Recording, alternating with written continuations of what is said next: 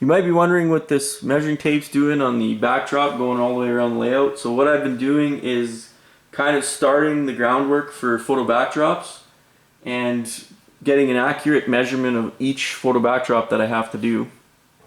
So using my big 100-foot outside pull tape here, I just masked it, starting way over at the other side. Let's pan up a little bit here. So having these curved corners is nice, but what it does is it creates a really long backdrop. So if you look here, 91 feet, and we're not even to the end yet. This is the unfinished backdrop I still have to put up. That's the end of it right there on that post. That's where it ends. It's about 95 feet and 4 inches, I think. So the one backdrop is super long. So I need to get all the measurements. So the first one I do is length, and then I go along with the tape measure and do all the width. So how high is it, what I've got for space, and that helps kind of in the design. I put that in my sketchbook, and then starting with the smaller ones first. I'm not going to tackle this 95-foot one till the very end, till I've got it kind of down pat. I will be custom photoshopping a mountain image that will fit exactly on each section of the wall, and that'll be the tree lines in the mountains, and the sky is going to be blue, and I'll kind of show you what I'm going to do with that. So the first photo backdrop I'm going to try and do is this small wall right here, because it's the smallest one on the whole layout, and it should be pretty straightforward to do the photo backdrop. There's not a whole lot of Photoshop that's going to be required.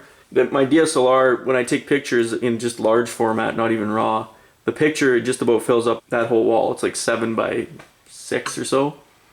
So I'm gonna go, when I go to Banff and shoot the actual pictures in the spring, I'll be shooting them in RAW, and I'll have really high quality images to base my Photoshop backdrop on.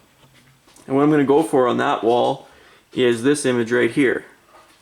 This is looking down Railroad East past the station at Banff. In the background here we've got Mount Inglismaldi, I'm probably butchering the pronunciation, and Mount Girard on the right. And so basically this photo backdrop will be the mountains and the tree line here. I'm going to try and capture that and put that on that wall. If we slide over right beside it here, you can see I've kind of started mocking up what it's going to look like and how I'm going to do this. So because my backdrop is quite high on the CP side, in places most places it's 4 feet, 48 inches. There's some places where it's 54 inches though, it's pretty deep. So that would be kind of cost prohibitive. To print a vinyl decal that big would be just like super expensive. So what I'm going to do to try and cut down on the cost a little bit, and it should still look just as good I think, what I'm going to do is paint the backdrop. So the whole, this is all primed with drywall primer. What I'm going to do is paint this a sky color, and then what I'm going to do is the backdrop will be a vinyl kind of peel away sticker that I'll apply to the painted blue backdrop, and you can see this is kind of what it will look like. So I've been doing a lot of deliberation of what color I'm going to paint the backdrop to try to get it right. I want it to be like a blue sky, sunny day in the mountains. So this picture pretty much captures that, and it's kind of a light blue I'm going to go with. And these are the top choices that my wife has been down here trying to help me pick this color, but these are our top choices. This one here is really close. This is actually a Co-op home center color. Just using paint chips, I've taped them behind this. You might not be able to see, or you can see kind of. But this is a deluxe color. This is what I think I'm going to go with because it's just slightly lighter shade than this one. And the camera's probably not capturing it right, but I think going with a little bit lighter will kind of maybe not make it so overpoweringly blue.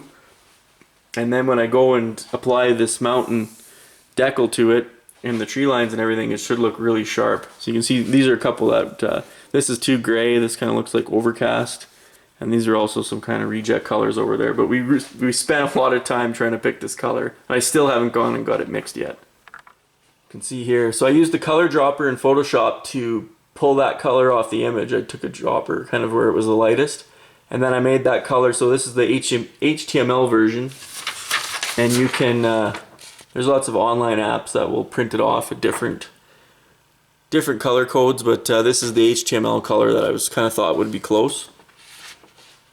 But what it turns out, a lot of these paint companies can't use HTML. They want to use a photo of it, and then you're going to get a really different color. So got to try and, I thought it'd be more accurate if I could find a color that's already pre-made, bring it down here, see what the paint chips look like in my lighting, and then go from there, select one of those colors. So you can see we've got a lot of different options. I went to about half a dozen different paint stores, so we really have a lot of blue options down here, and hopefully we're going to get it right when we go and get the final color made up for this.